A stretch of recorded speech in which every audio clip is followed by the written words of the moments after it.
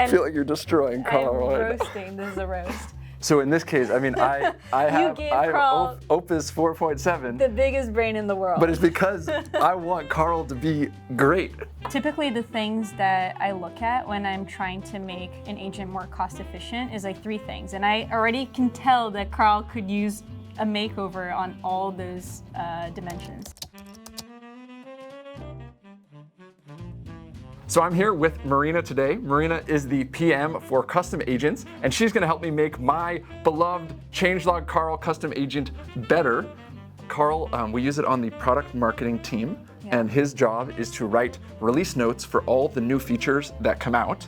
He is triggered by Slack messages, so people will go into all product updates. You are sending a lot of these messages. Yeah, shipping fast. So Changelog Karl, his job is to write the first draft of any new feature that hits the all product updates channel.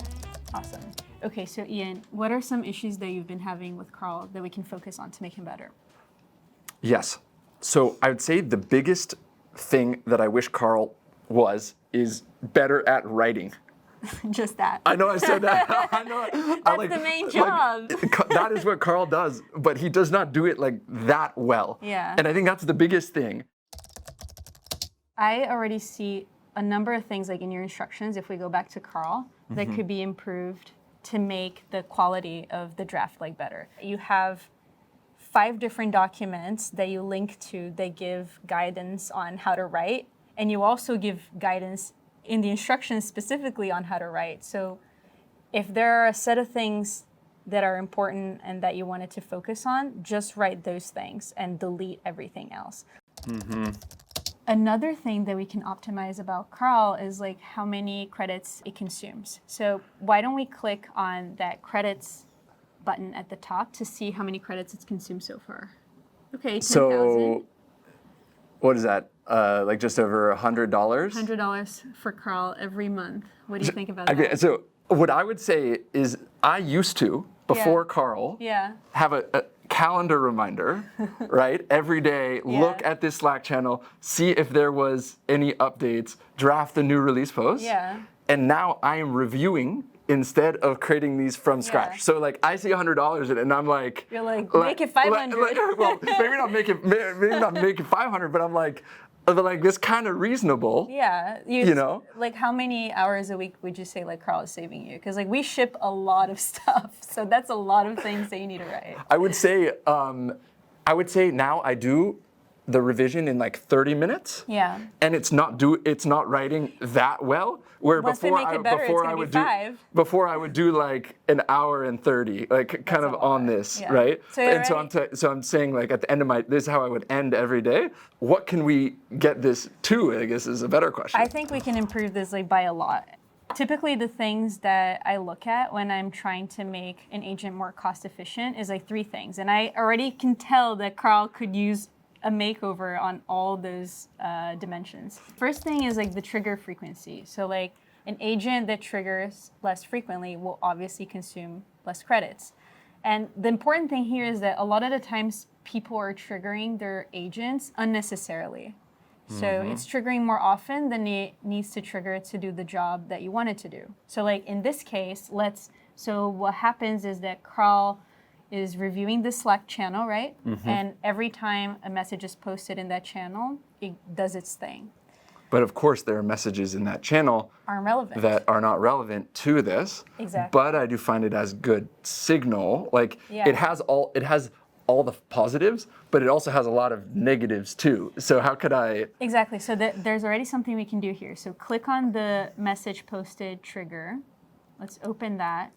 So you notice that you have the option of filtering down the messages that it's looking at to contain like certain keywords or phrases. So in the case of Karl, you only want to write a release post about a feature when it's released to our customers, not when it's released internally. And you know that in that channel, we post about when features get released internally and externally. You only care about the external ones. So the types of words that we want Karl to look out for is prod release, GA, customers.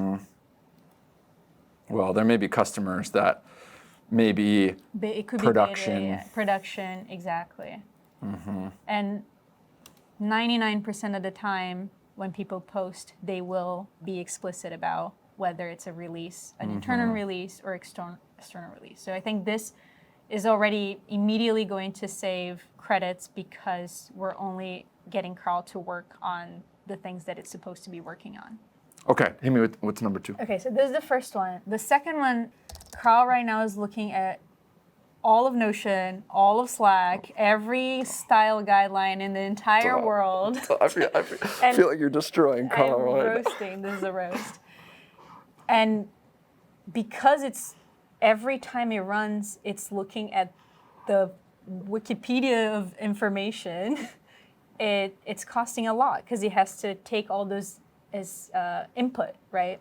If it takes all of Notion as input, that's going to consume more power than if it took just one database as input or the content on a single page as input, right? So like narrowing down what Karl needs to know to only the things that it truly needs to know will also help with credits. So it will help with quality and it will consume fewer credits.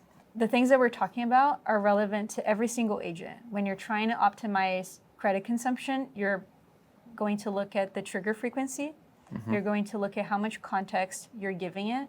And then the third thing, which we'll do right now, is you will look at the model selection. Some models are more intelligent and therefore more expensive. Some models are, I don't want to say less intelligent, but they are more efficient at a lower cost. Like not every task needs the biggest brain in the world. So in this case, I mean, I have Karl Opus 4.7. The biggest brain in the world. But it's because I want Karl to be great. Yeah, but the reason why Karl is not great is not the model choice in this case. It's all the things that we talked about already, which is you're giving it too much information. So it's getting confused, it's skipping steps and things like that. If you make its job more narrow and better, more clear, better structured, it'll already do a better job and it won't need Opus. So once we do the Karl makeover, you can switch over to Auto or another model that's more balanced, like GPT 5.2 or Sonnet, or even Kimi. The nice thing about Notion is that you have model selection choice, and Karl will do a better job, honestly, because he doesn't need the biggest brain for the task, and that's not even the main problem. And just changing the model from Opus to something else will already reduce the cost by a lot. So I feel like you've mentioned all these things now, but it's kind of daunting to like actually implement all of them. Like, how do I make Karl better based on what you're saying? Like, what do I literally do right now? I think the best way to make your agent better is by collaborating with it on it. You can talk to it about what problems you have, what you wish was better, and then ask it for its advice on how to make it better, and you will usually have pretty good advice. And then once you come up with a plan together for how to make it better, you can just ask the agent to update its instructions and the overall settings itself. I feel like I put my effort into creating this instruction page, but now you're telling me I'm just gonna... That's the old way, Ian. The new way is to get your agent to do the work for you. Like, agents know what they need. They know how they read best. So just let the agent do the work. There's one good one in there. There's gotta be.